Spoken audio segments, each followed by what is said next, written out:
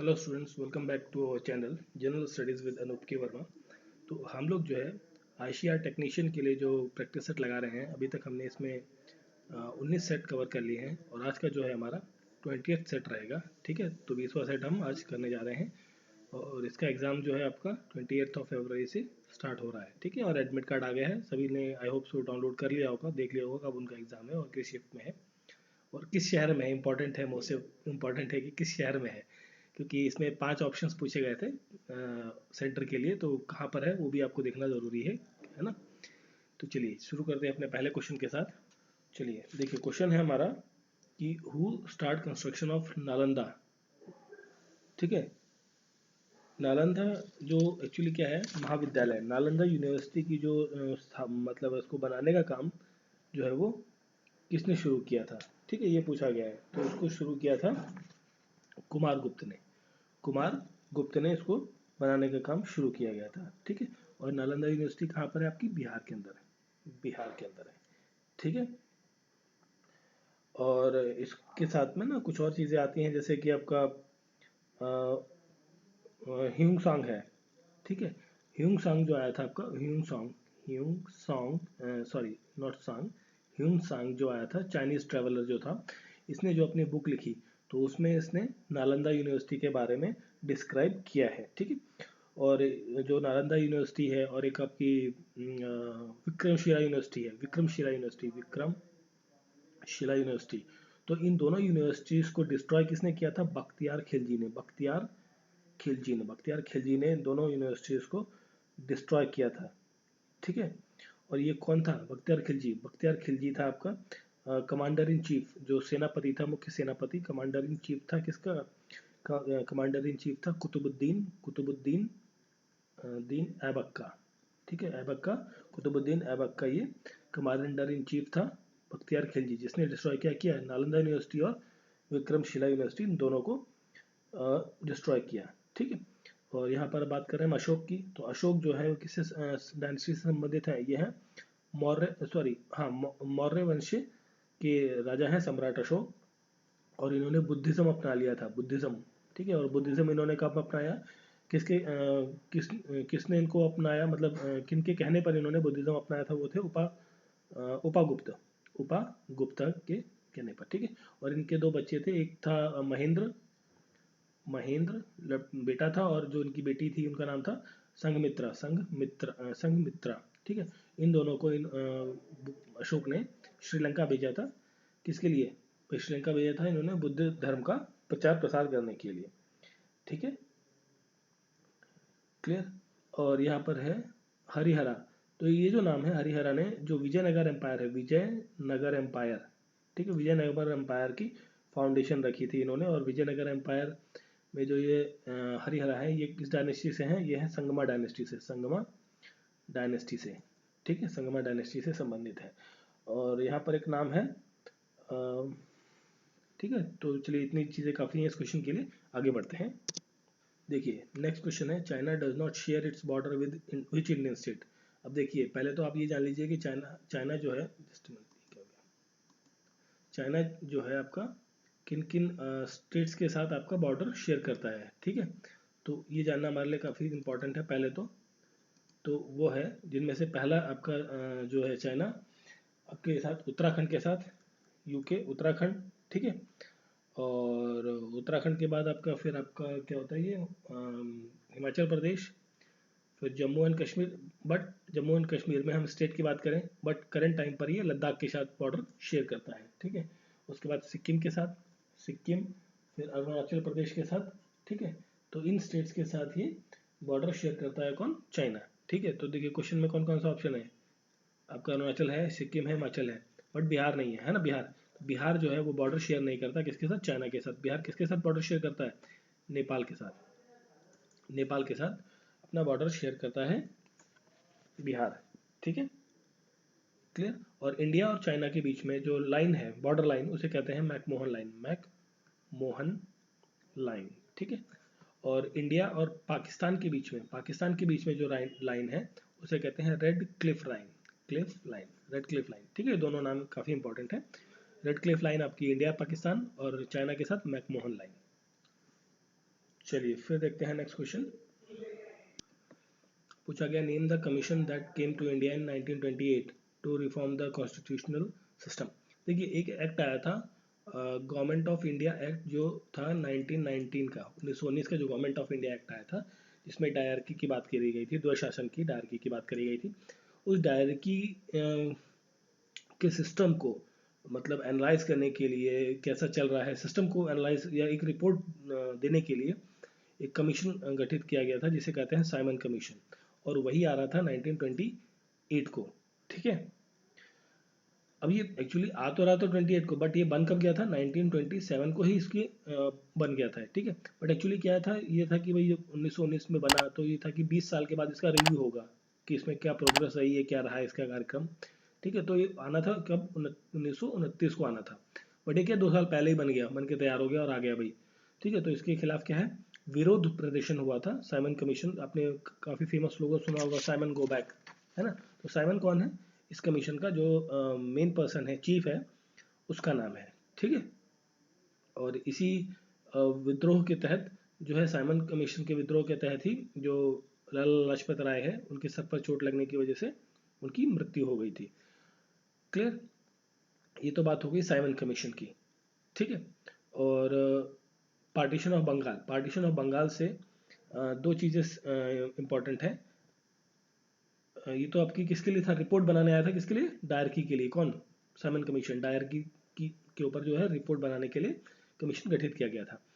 Partition of Bengal से जो संबंधित इंपॉर्टेंट चीज़ है, तो ये है 1905 में। ठीक है, ये अनाउंस किया कि भाई 1905 में आप इसको बंगाल का विभाजन करेंगे। ठीक है, कौन सी डेट में, 16 अक्टूबर 1905 को। बट फाइनली जिस दिन विभाजन हुआ वो कौन सा डेट था, ईयर था 1911, मतलब अगले 5-6 साल में बंगाल का विभाजन हो गया, और क्या मिला, बिहार और उड़ीसा, ये दो राज्य नए बनकर सामने आए। ठीक है, विभाजन के बाद। क्लियर, और फिर ये Pitt's India act, Pitt's India act क्या था, ये एक्चुअली कोई खास ज़्यादा इंपॉर्टेंट नहीं है, ये आपका 1784 में आया था।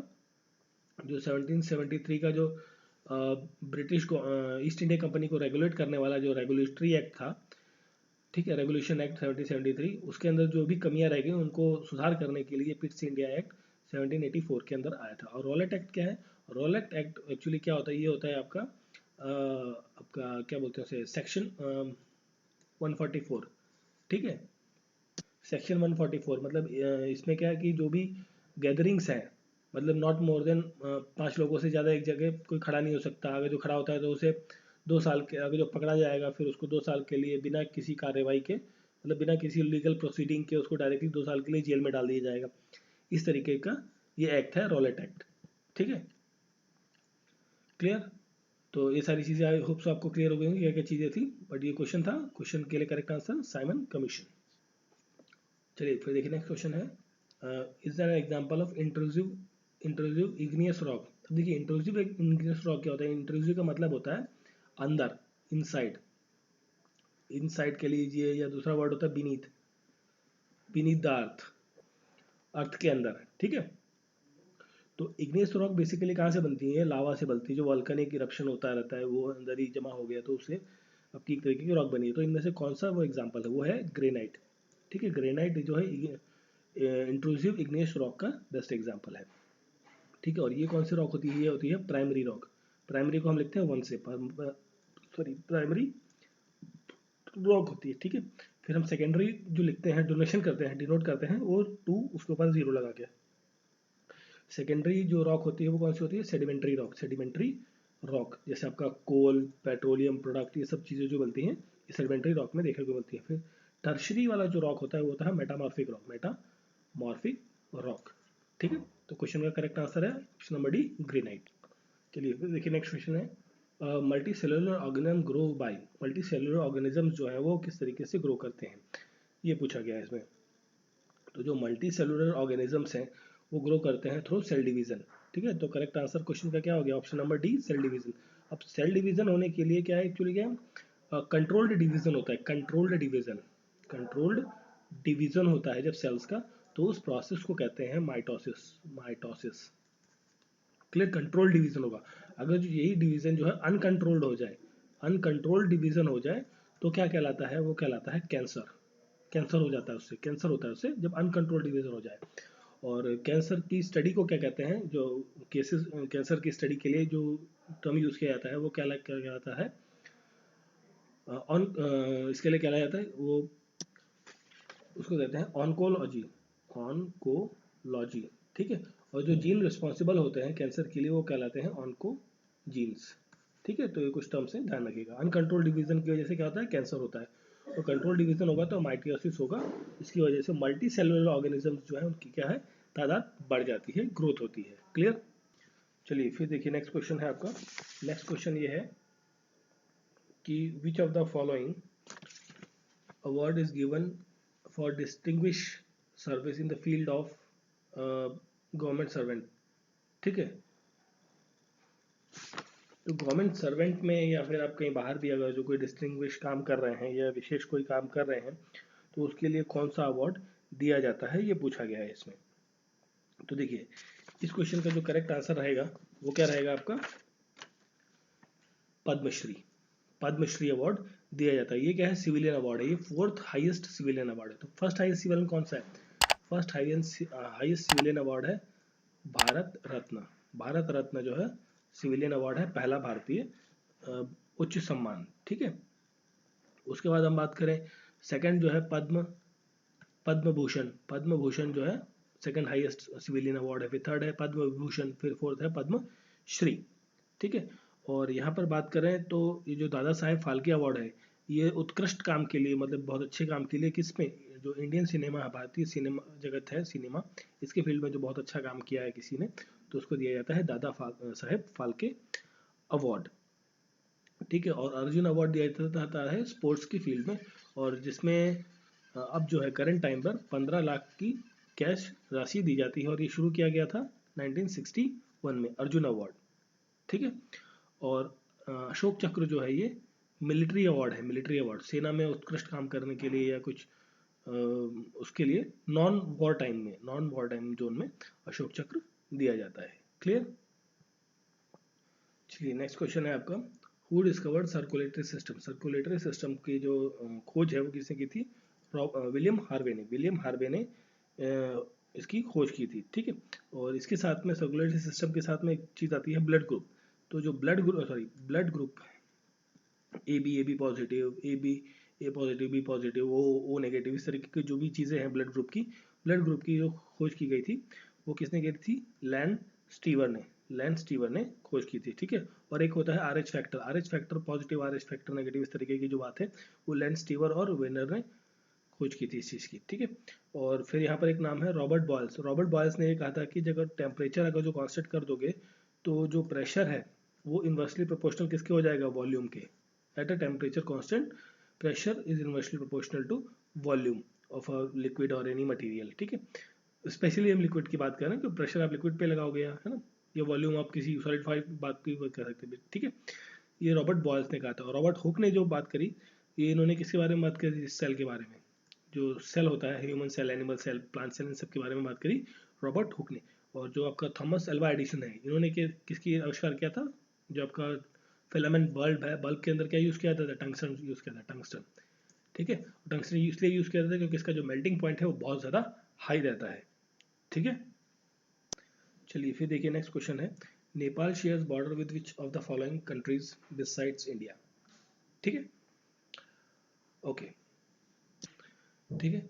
नेपाल जो है एक तरफ तो इंडिया के साथ बॉर्डर शेयर करता है, दूसरी तरफ जो है उसके चाइना है, ठीक है। चाइना के साथ बॉर्डर शेयर करता है कौन, नेपाल। और नेपाल इंडिया के साथ जो बॉर्डर शेयर करता है उसमें नेपाल के साथ में कौन कौन से स्टेट्स हैं जो बॉर्डर शेयर करते हैं नेपाल के साथ में, वो एक तो उत्तराखंड है आपका नेपाल के साथ बॉर्डर शेयर करने वाला, उत्तर प्रदेश है, फिर आपका बिहार है, ठीक है। और बिहार के साथ सिक्किम, ठीक है, सिक्किम के साथ वेस्ट बंगाल।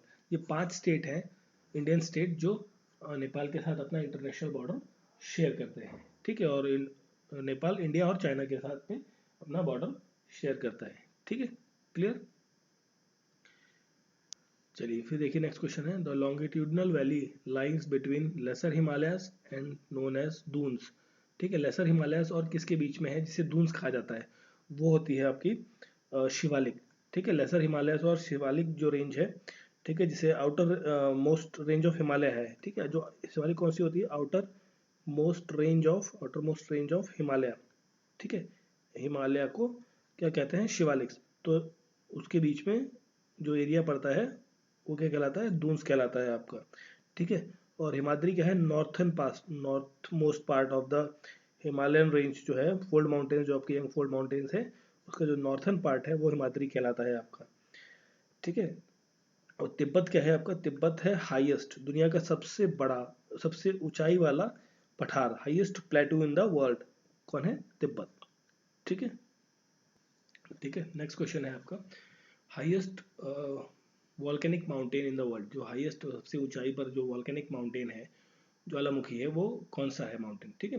तो वो है कोटोपैक्सी, कोटोपैक्सी, ठीक है, Cotopaxi is the highest mountain. और ये कहाँ पर देखने को मिलता है, ये देखने को मिलता है एंडीज माउंटेन में, एंडीज माउंटेन रेंज है, वहाँ पर आपको ये देखने को मिलता है, ठीक है। और ये एंडीज माउंटेन में कहाँ पर, साउथ अमेरिका वाला जो पार्ट है, अमेरिका का जो पार्ट है, वहाँ पर आपको देखने को मिलता है। और ये दुनिया का सबसे हाईएस्ट वॉल्केनिक माउंटेन है। और अब तक टिल डेट, मतलब पिछले 2020 तक लगभग 50 बार, 50 टाइम्स जो है इरप्शन दे चुका है, मतलब 50 बार ये उगल चुका है, कब से, 1738 से, ठीक है। मतलब ये पिछले 200-250 सालों में, ठीक है, लगभग मोटा मोटा 250 सालों में ये कितनी बार लावा उगल चुका है, अप्रोक्सीमेटली 50 टाइम्स, ठीक है। तो सबसे बड़ा जो हाईएस्ट, नॉट बड़ा in the terms of highest, ऊंचाई वाला, ठीक है, वो कौन सा है आपका, कोटोपैक्सी।